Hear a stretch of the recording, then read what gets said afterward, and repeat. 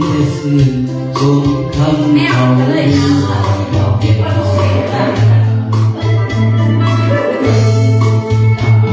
มีหกสีได้ตา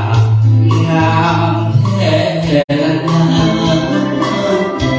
ำผู้ใดที่พาสองแนวเป็นหกอันน้ำสะอ่อนแท้เดิน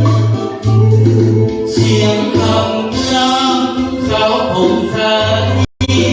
ลำกองกลางวันปกป้องทินทานออกทินน้ำตามลมใจเป็นโชคเธอที่มา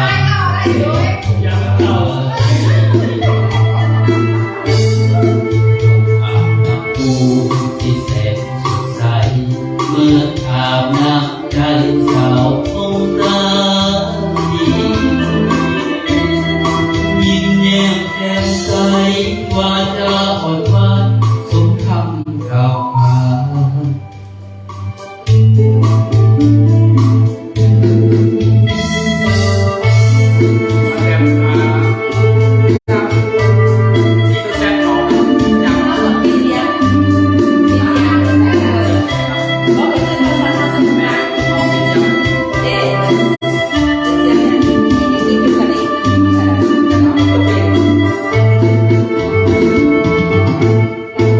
ได้มาถึงดินแดนของสาลีดินแดนมีดินแดนอาณาก่อนเมื่อคืนได้ยินแต่เสียงคำเขาว่า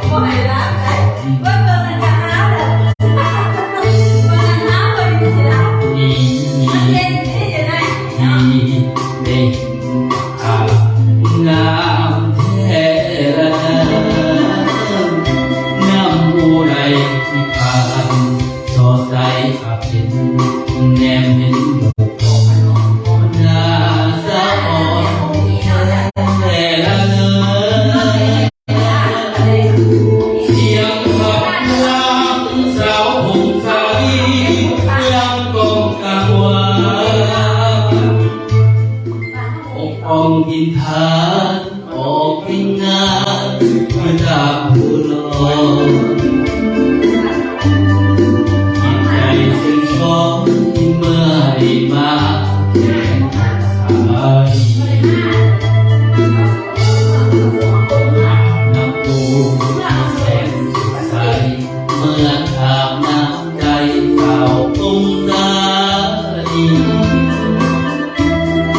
ยิ้มแย้มแจ่มใสว่าจะอ่อนหวานสมคำกล่าวขานยิ้มแย้มแจ่มใสว่าจะอ่อนหวานสมคำกล่าวขานน้ำแท้พงสาลี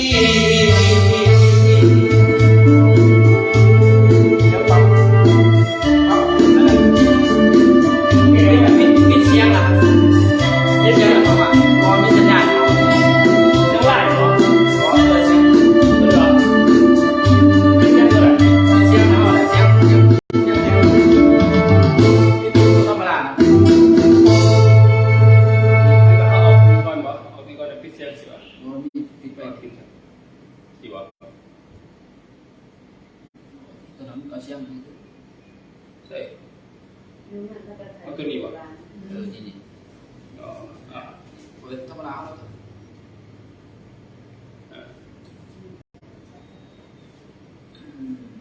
เปิดปกติจำเลย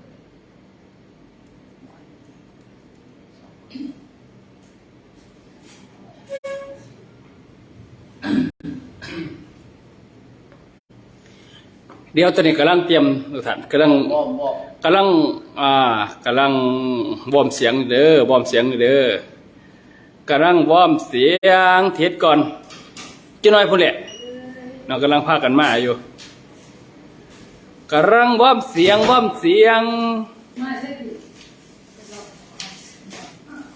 ตู้กาแฟไปเอาเฮ้ย ไอ้น้อง เดี๋ยวเดี๋ยวกินปลาไหม อ่ะสักหนึ่งผลงานเสียงเพลงอ่ะกับเพชรอุดมศักดิ์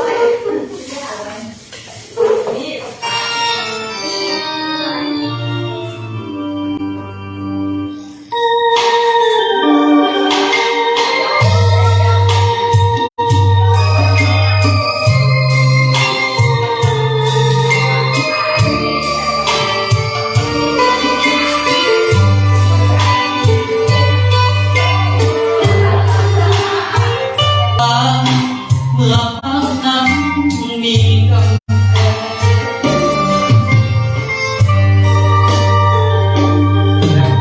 พูดทางนั้นคุยเลย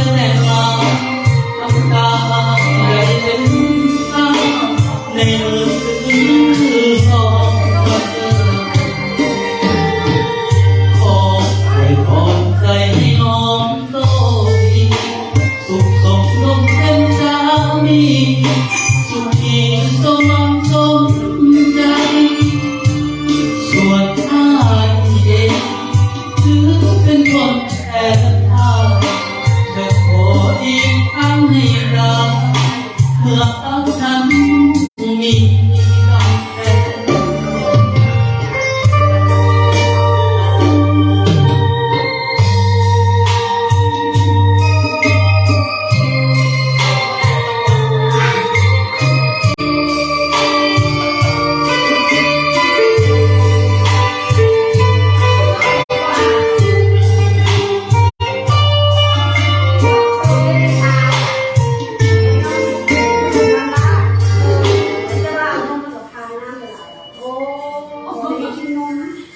เป็นสาวด้วย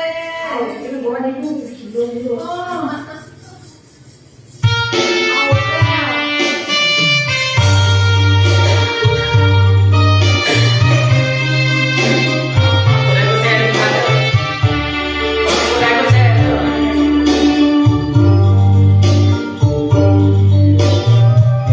ล้ว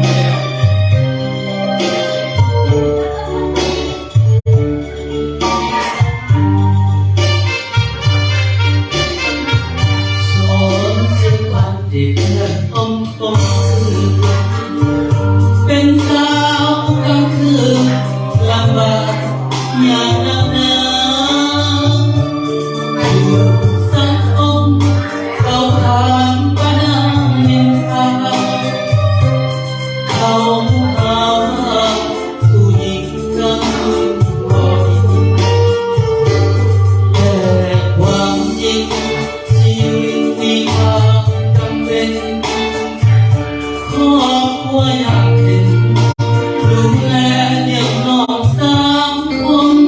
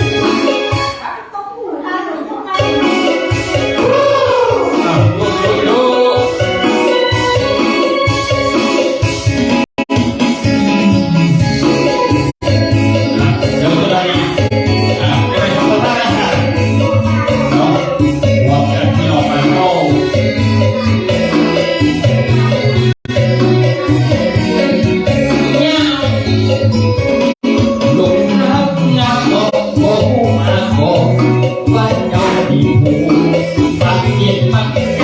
หักจนเมามัวว่าสิบอดตัวหรือสิบอดอันผู้สาวมีผัวเลี้ยวหลงยำใดก็สวยงามหัวใจทำเตือนแค่ทางตัวสั่นเมื่อเกี่ยวกันสงสัยตามมาอยากเอาเป็นอันอยากคนเขาถามว่าเอาอันสวยอยากที่เราเคยบอกลูกเป็นผัวขออยากเป็นผัวคือเก็บเอาวันนี้รับต้องการบนใจแอบทำเอาไว้ไหนที่ใจไม่มาเราก็จะคอยเป็นสู้ทางใจของโลกหน้าอันมันยังเขาถ้าต้องอย่างคนได้ยังต้องคืนกินก่อนความเหงายังต้องคืนพอคิดว่าที่ในใจยังคิดกับหัวอยากเข้าไปก่อนใจแพ้คิดซื่อสัตย์นองโอกาสยังยังมีต้องที่รู้เร็วถ้าหากวันใดว่าเจ้าเปลี่ยนใจอกหักกับยังคือคนอยู่นอกสายตาที่อาสาเมื่อเห็นลูกเต้า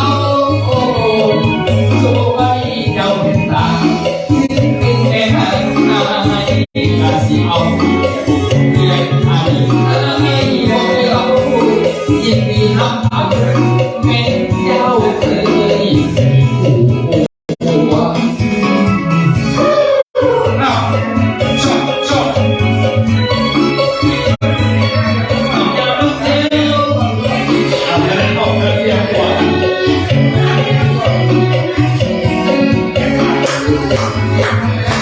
ลงมาเรียกเขาถ้าต้องก็อยากคนได้จะต้องคืนอีกวันความเหงายังไม่โคคิดว่ามีในใจยังคิดกับผู้ไว้อยากเข้าไปก่อนใจแต่คิดสื่อสารต่อโอกาสยังมีคนเดียวถ้าหากวันใดว่าเจ้าดีนั้นใจออกกันเยอะให้ถึงคนอยู่นอกสายไม่ได้ที่มันอาสาตัวเองลูกเต้าสู้ไว้เจ้าตาเป็นไปหักอายอยากสิเอาเดือดร้อนโยกโยกยินดีน้ำเอาเป็นเจ้าเลยเป็นผู้เอาโยกกันโยกเอาหมดแล้วหัวเอาอาหารเกินเก่งเลยโยกยอดขึ้นไปผลงานเพลงผ่านไปไอ้ผลงานเพลงที่สองเลยครับเอาไปเอาเอาเด้อ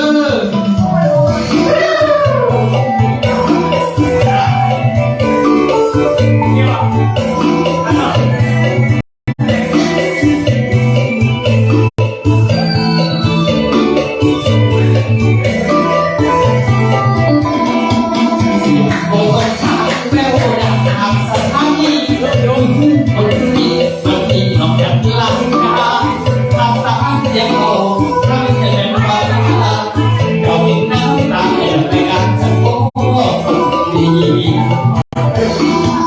อยากเห็นเล่อยากเห็นไปหน้าดึงขาออกมาเห็นหน้าน้องพ่อเห็นนี้เจ้าสาวในฝันสาวโอ้สมทานีและเกิดบอกกันทีและในกันทีสดใจอยากจะไปถามมีผู้ระวังน้องมีคนขอจองหรือน้องมาเอาเพียงผู้แต่ตื่นแต่บอกผู้บ้านของเจ้าไม่มีใดไหนเอาว่าเสียที่ทำอยากไปเลี้ยงเขาเอาเราเรื่องส่วนตัวใจ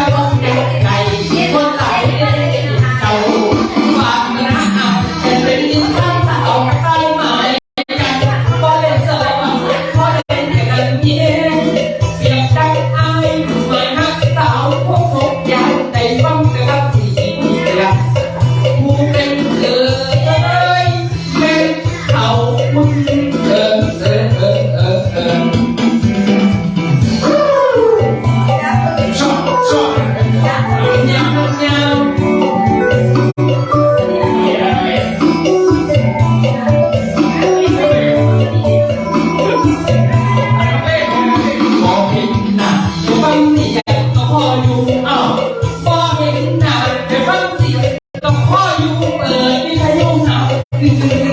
ต้องลงปล่อยเพลงจัดเป็นจัดไม่มวนเสียงพวกโรงพยาบาลจัดอกจัดใหญ่วนหลายเต้นเสียงเจ้าหมดบางคณะเอายังเป็นข้าวเผากับใบไม้กันพอได้เจอพอได้แต่ทำเย็นเปียกจังอายหมายทางสาวพวกสูงใหญ่แต่ฟังแต่ให้สีเย็นยังกูไม่เออแม่เขาคุณอ้าว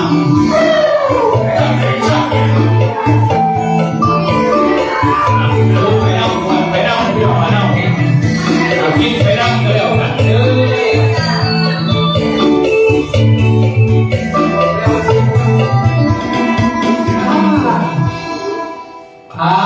ัวกินเขาก่อนกันได้พี่หอกันเท่า กินเขาคนจังลงคะแนน กินเขาก่อนแล้วก็ลงคะแนนกันเนาะอ้าวเดี๋ยวเบิ่งบรรยากาศเด้อเดี๋ยวกินเขาเร็วกินเขาก่อนสักหน่อยกินเขาแล้วอากาศสิลงเบียกันจัก15นาทีหลังจากนั้นการเต้นอีก8ชั่วโมงเนาะจวดกันนี่ลงเบียลงงานกันประมาณอยู่ลงเบียลงงานบ่โดนดอกเนาะ15นาทีพอพวกนี้เหลือจากนั้นเต้นอีก8ชั่วโมงก็แล้วกันเด้อเอามวนจวดกันทุกท่านบ้านเฮาเบิ่งบรรยากาศก็แล้วกัน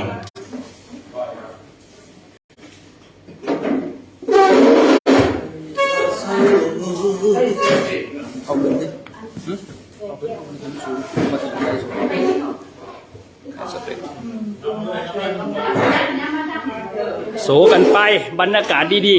ๆแม่น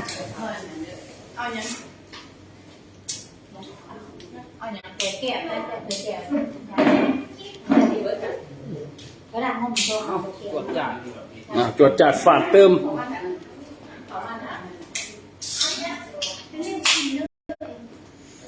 อ้าวป้าโตมีเบียร์ยังเบียร์ต่างประเทศบ่ เรียนต่างประเทศ ขักหลายลองเบิ่งได้งอนทางแดนเนาะ ที่ คุณแล้วมาจากต่างประเทศคุณนี่ โอ้พี่